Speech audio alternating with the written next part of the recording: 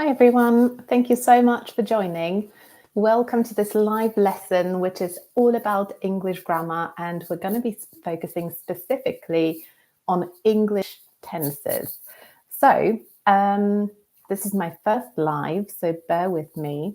I hope I will be able to take questions at some point as well. Let me just quickly have a look. I can't actually see the chat, so let's have a quick look.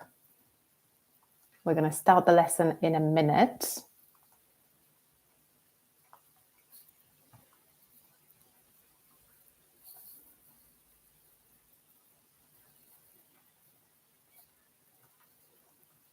Right, I'm going to share my screen with you. I've got some slides to share with you.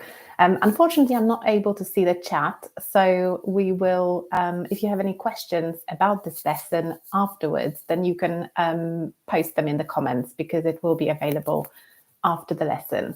So I want to make this as practical as possible. So if you're watching live or if you're watching the recording, you can just take a piece of paper and write your answers when I ask you some questions, and I will give you the answers afterwards. So you will know what the correct answer is. So let me just share my screen with you. Right, so we're looking at English tenses. And specifically, what I want to share with you today is some common mistakes that people make when using English tenses. I want to look at comparing different tenses to each other so that we can see the differences. And I also want to mention a few different confusing grammar points that are often something that English learners struggle with. So I want to show you that and explain why they're confusing and how you can get better at using them. So by the end of this lesson, you will have a good understanding of how to use the most common tenses correctly in any English conversation, because that is the whole point.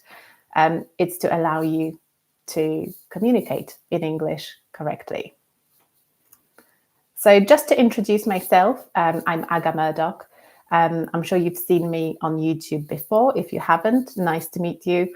I'm a CELTA certified English teacher. I have a BA in English literature from the University of Sheffield in the UK, and a master's degree in language, culture and history from University College London. So just a couple of details about me. I live in London. I like to cycle. I like coffee, and I like to spend time at the seaside. So just a couple of little details. And obviously I'm interested in English grammar. So if you've watched my videos on Instagram or on YouTube, you know that grammar is something I'm passionate about, and I like to help you with this aspect particularly. So I run an English grammar membership, which is a collection of 18 video courses about English grammar. You can find out more if you scan the code or if you just go to my website, englishwithaga.com. So I was going to ask you to tell me a few things about yourselves in the chat, but I can't get the chat to work, so we're going to skip that part. First, we're going to look at grammar mistakes. So the first mistake I want to share with you is I have read this book last month. So take a minute or so and just on a piece of paper or in your head, try to decide what the mistake is in this sentence. What is it?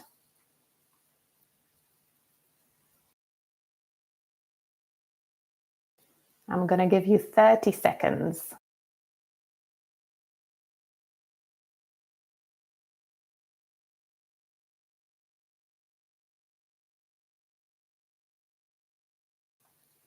Okay, so let's look at the correct answer.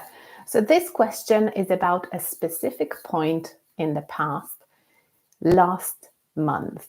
So when we talk about an event that happened at a specific point in the past, we need to use the past simple, not the present perfect. So the correct answer is I read this book last month. So now because the chat isn't working, I think, I want you to just, in your head or on a piece of paper, say one thing that you did last year using the past simple. So let's spend 15 seconds doing that. My example is I bought a new dining table last year. What did you do?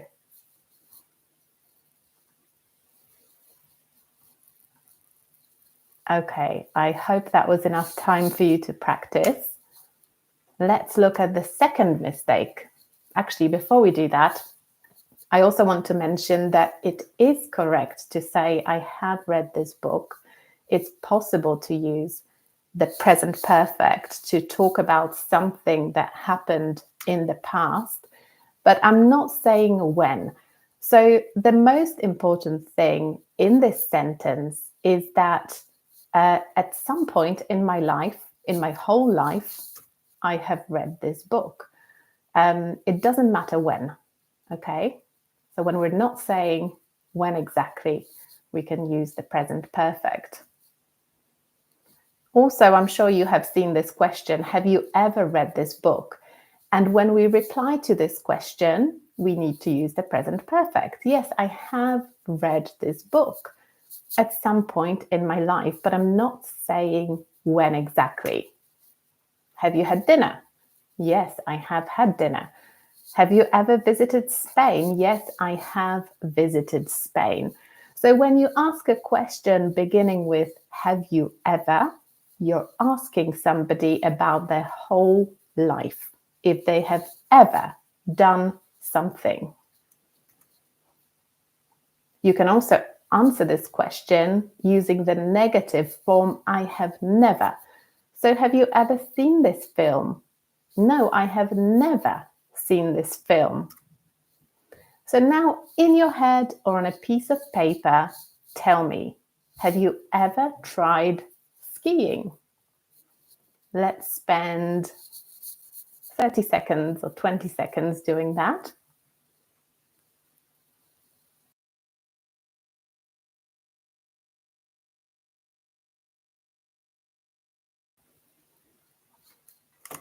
So your answer can be yes, I have tried skiing, or no, I haven't tried skiing. But if you say never, you just need I have. So I have never tried skiing. There are two different ways to answer this question using a negative form. Have you ever eaten an octopus? Again, on paper or in your head, or just say it to yourself. Have you ever eaten an octopus?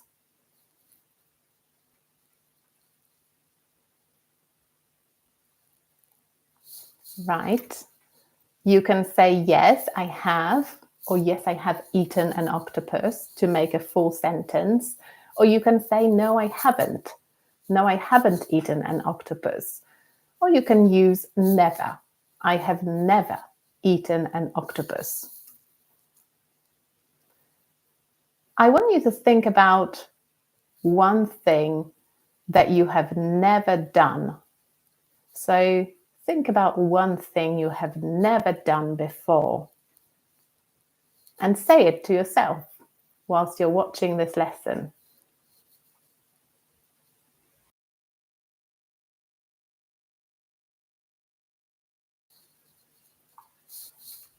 Right, now we're looking at the second mistake. I'm busy at 9 a.m. tomorrow. I will meet my friend Frank. What is the mistake in this sentence? Just spend 30 seconds to think about it.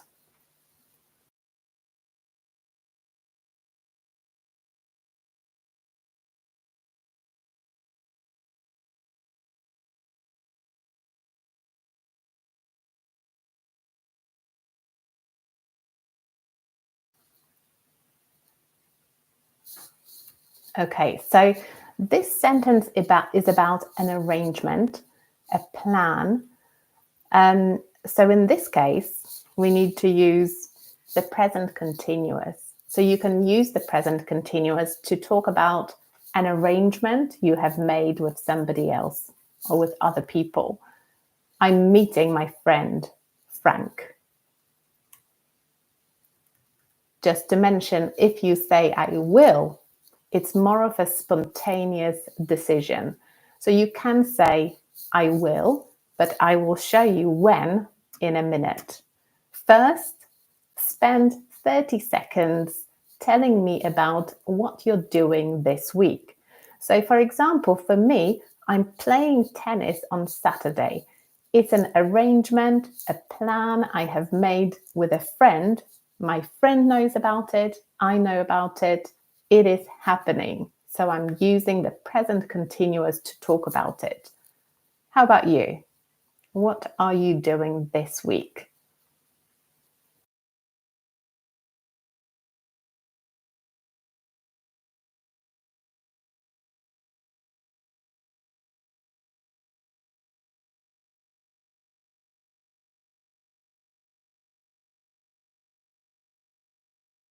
Right. I hope that was enough practice. So we're going to move on to the next slide. As I said before, you can use will, but the meaning of this is different. So when I say I will meet my friend Joe, it's a spontaneous decision that I have just taken. It is not a plan. It is not an arrangement. So maybe I have just decided that I know what I want to do. I will meet my friend. So I need to call him and tell him about it. You can also say will when you're making a promise or an offer. For example, I will help you. This is my offer to you, or this is a promise I'm making. So often when we learn about grammar, I think we have a decision to make. Either we use this tense or that tense. And this is what speaking English is often about. You need to make decisions about which tense or grammar structure you need to use. And sometimes you make a mistake and sometimes you don't make a mistake.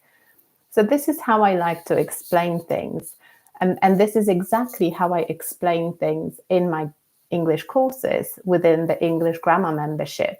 So I have more than 100 video lessons in there about tenses, conditionals, everything you need to know about grammar at all levels. So if you want to find out more, just go to the link englishwithaga.com or just scan the code to find out more. But moving on, let's look at the next mistake. So we've got, when I went to the restaurant last night, I didn't order food because I have already eaten. What is the mistake? So spend about 30 seconds thinking about it and write it down on a piece of paper.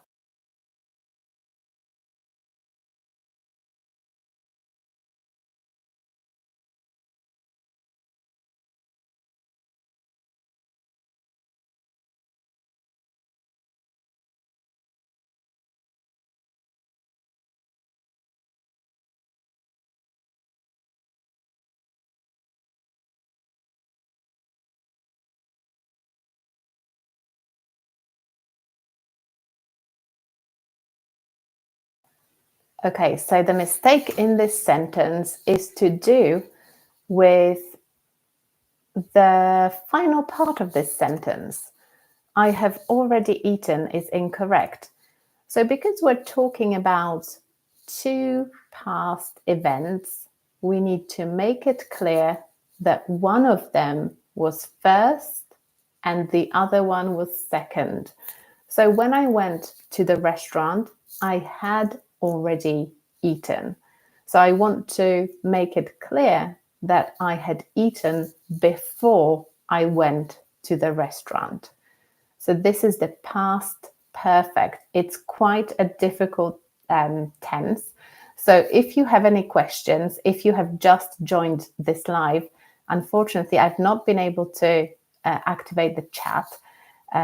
So this is my first live, so that's the reason why. But if you have any questions about any of this, then after this live finishes, the video will be on my channel and you can comment and ask me questions. So I will try and go in there and answer them.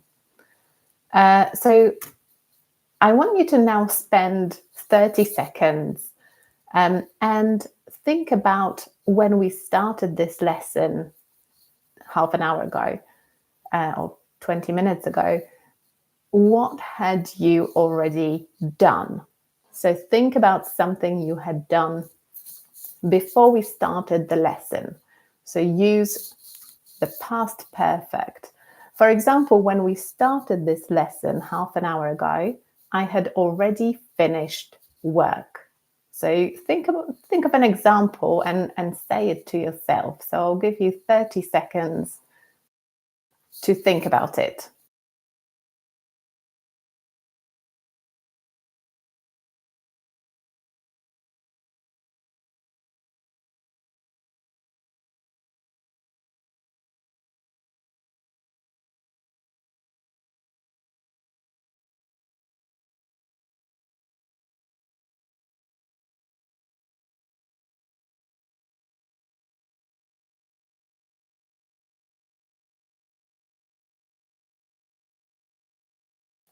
Okay, I hope you managed to come up with an example.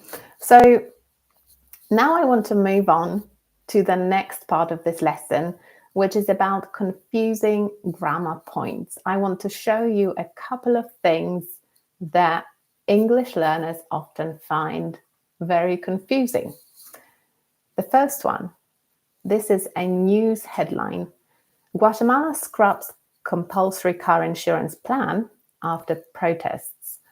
This is confusing because it's not clear if this is about the past or the present. What do you think? Scraps is the present simple. But this headline is about something that has already happened in the past. So this is just something I want you to be aware of when you're reading the news, when you're reading a newspaper, or when you're watching the news on TV. News headlines often use the present simple to talk about something that has already happened in the past. Pope Francis is discharged from Rome Hospital, another news headline, which is written in the present tense. This is actually the passive voice technically, but it is in the present. It is written in the present, but it's about something that happened in the past. So just bear it in mind. And I hope that you are reading, because reading is a really good way to improve your English. So just try to read a little bit every day. And reading the news is a really easy way to do that. So the next thing I want to point out in this example is that really, if you wanted to write this sentence correctly, you would use the article a. A Rome hospital, not Rome hospital. So he was discharged from one of the hospitals in Rome. But often in news headlines, there aren't actually any articles. It's just to make them shorter. So when you're reading the news, that might be confusing to you, but don't worry, that is just standard practice, something that journalists do when they write headlines. They don't use articles. What is the Chancellor expected to announce? So I want to ask you about this phrase, expected to. What do you think? Is this in the past, in the present, or in the future? This announcement. Have a think for 10 seconds or so.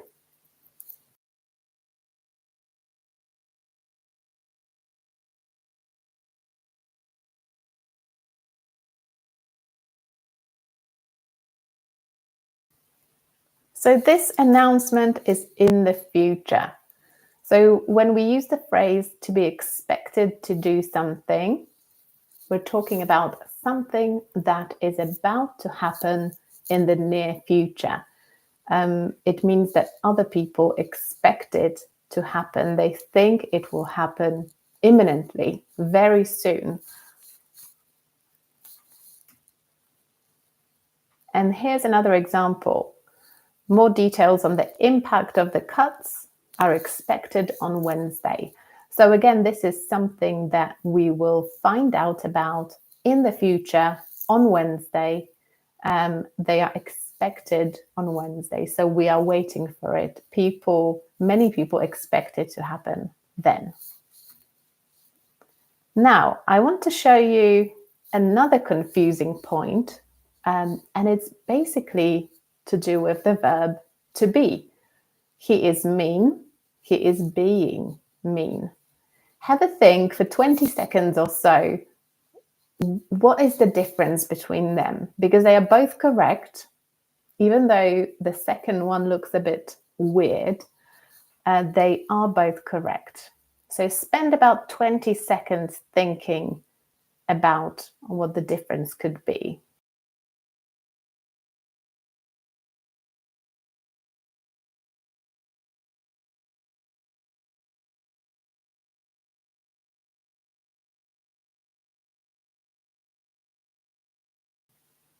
Okay, I hope that was enough time. So the first one is quite obvious. He is mean. He's a mean person. It is part of his personality. It is just what he is. He is a mean person in general. But the second one is very different.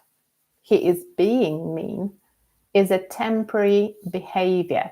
So usually he's a nice person. He's not mean.